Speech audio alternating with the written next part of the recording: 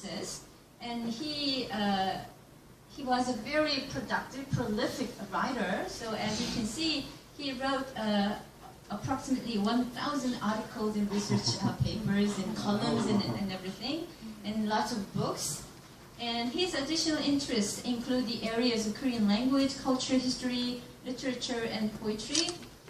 And then, as I mentioned, he's a recipient of numerous commendations and awards, including the Republic of Korea Order of Merit. And he's multilingual in Chinese character, English, Spanish, and French, and Korean. I'd like to share a little bit of my personal history related to him. I met him first in 1993 when I went to 전라남도 교육연수원 to teach at a teacher training program. And after the program, he was there, and I offered him a ride to come to Gwangju. And since then, I've given him several rides, and he's driven me to the world of professionalism by helping me and working with me for many different works and activities. And so, there's one thing that we have in common, which is both of us are outsiders, but then we met someone and fell in love with that person from Gwangju and this region, and we had a Gwangju family. So now we got to love this city as much as Gwangju people, and even much more than Gwangju people do. And I have been and will be very happy and grateful to be able to call this wonderful person as my friend. So without any further ado, please, ladies and gentlemen, please join me welcoming my friend, Dr. David Schaefer, with a round of applause. Thank you. The title of his talk today is Looking Back, Thinking Ahead, TEFL at 21st Century at .ac.kr. So once again, please.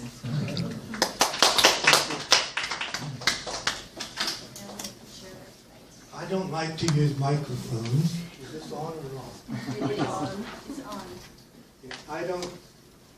I don't like to use microphones, so I'll try to talk loud enough. So if you can't hear me, please tell me, and I will then use the microphone.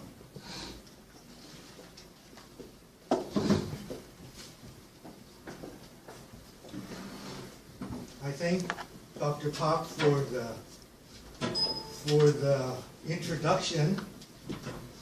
She must have been following me on Facebook, LinkedIn, or else keeping a record over the years of things I have done. The title is Looking Back, Thinking Ahead. It's going to be first mainly looking back on when I first came to Korea, comparing English education then with what English education is now, and then after that thinking ahead to what it will be like in 20 years or so.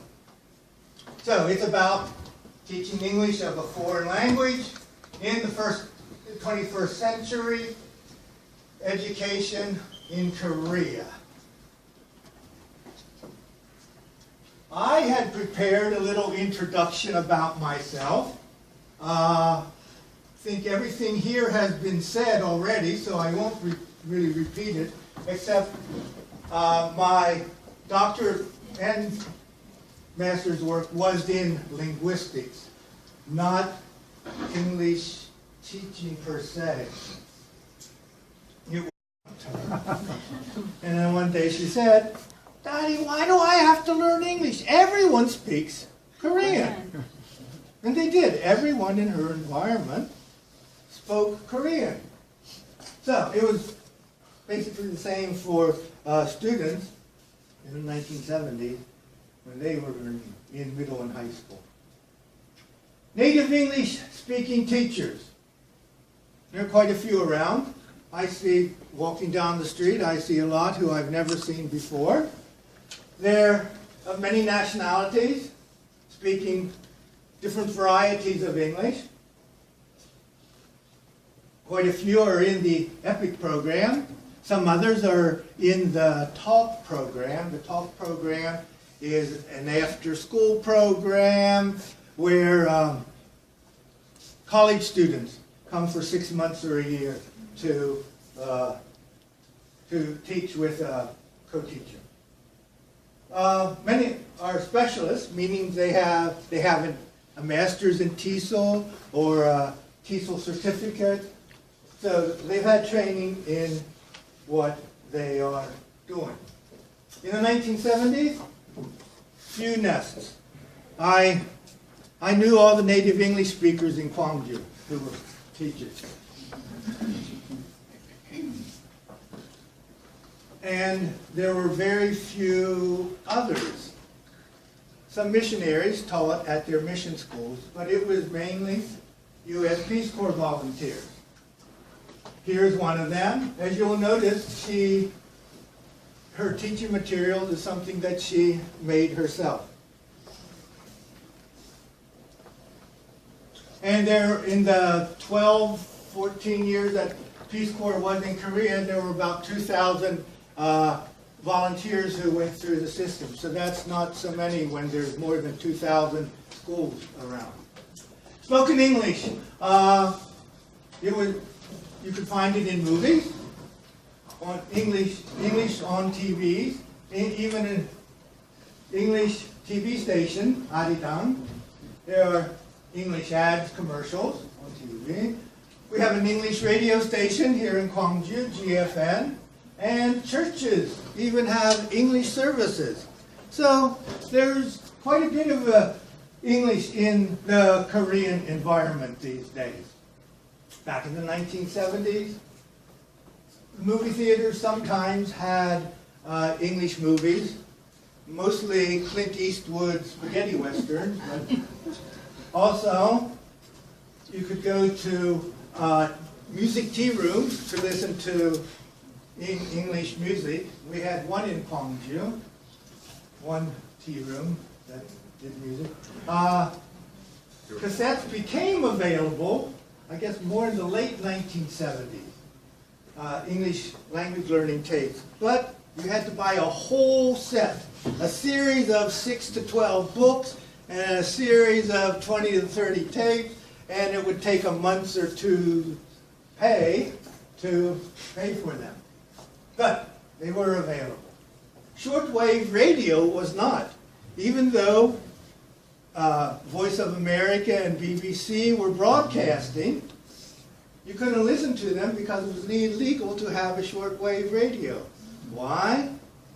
Because North Korean spies could use shortwave radios in order to communicate with the North. So, it's not all the time. Teacher-centered instruction still exists. Test-driven education still exists. But also, there are communicative activities, interaction, student-to-student interaction becoming available, becoming more widespread in the classroom. Pair work, you will find after course. So, you get the point. Parents. Parents are another problem. They think because they know a language and they studied English that they're experts on it, especially for their child. So, that is a problem too. Okay. Do I have much time left?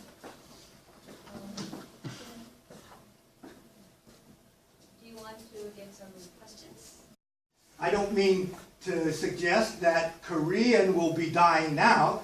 I just think that spoken English will be used more often. Globalization will become part of more people's occupations. I think in schools, English medium instruction is going to become more common and better done. It might even be at the high school level, not for just English, but for other subjects too. And these could be optional for the people who want them. English education in high school now, and much of the university, is just general English, just general things that you would use in your daily life. I think that's going to be changing. It's going to be more specialized, and education in general might become more specialized, because that's what we'll need for this very specialized jobs that will be what are required. More use of English in globalized workplaces. I think the conglomerates in Korea and international businesses coming to Korea, English will be used more in these because there will be more non-Koreans maybe in them, so occur at an even faster pace because the world is moving at a faster pace. Teachers will be more highly proficient in English. They'll be more highly trained in the most up-to-date, cutting-edge pedagogy, teaching methodology. They'll be more proficient in tech skills. Tech skills, now you can still get by often without knowing very much about how to use a computer and the internet. But that's going to not be possible in the near future. You're going to have good tech skills. And you're going to have tech skills for things that don't exist yet, but will be coming along very soon. And we're going to have to know more about what our students' needs are and what the students' needs will be in 10 years. 10 years from now, students will be doing jobs that don't exist at the present time in Korea. So we're going to have to be preparing our students for such things. Teaching methodology. I think more student-to-student interaction, more interaction in general will be taking place. More project work type of stuff will be taking place instead of listening to the teacher, memorizing for the test. Hopefully, more project work type thing. More blended learning. Working outside of the classroom, maybe using the internet, etc., and then coming to the classroom for discussion. Things like that. Teaching learners how to learn. I mentioned earlier about learning strategies. We as teachers should be spending more time on teaching our students how to learn. If they don't know how to learn, they're not going to be able to learn.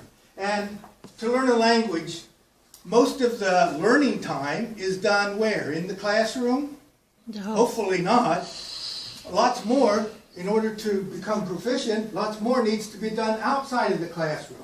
So we have to make sure our students know what good, efficient learning techniques are for them to use outside of the classroom. And how to reflect on the effectiveness of their study practices.